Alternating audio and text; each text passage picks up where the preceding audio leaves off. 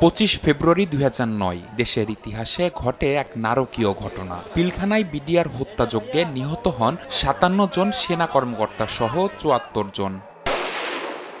এ ঘটনায় সেনাবাহিনী গঠিত তদন্ত কমিটির অন্যতম সদস্য অবসরপ্রাপ্ত মেজর জেনারেল আব্দুল মতিন বৃহস্পতিবার জাতীয় প্রেস ক্লাবে এক সংবাদ সম্মেলনে তদন্তের সময় তার অভিজ্ঞতার বর্ণনা দেন।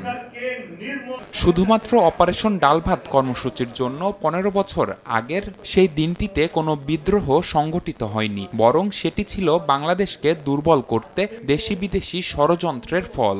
এই হত্যাকাণ্ডের শুধুমাত্র অপারেশন ডালভাতের জন্য কিংবা রেশন বৃদ্ধির জন্য হয়নি।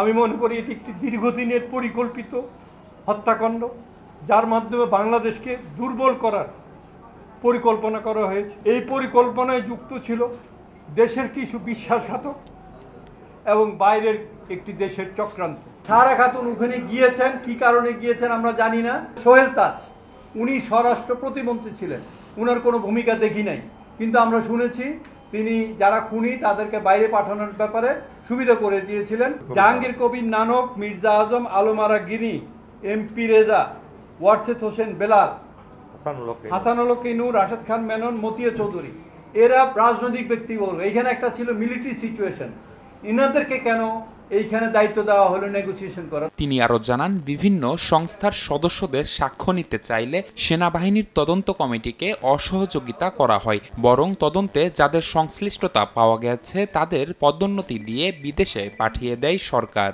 এমনকি প্রতিবেদন প্রকাশের আগে তদন্ত কমিটিকে গোপনীয়তার চুক্তি করতে চাপ দেয়া হয়। তখন আমাদেরকে জানানো হয় যে র্যাব থেকে কোনো ধরনের ইনপুট দেওয়া হবে না।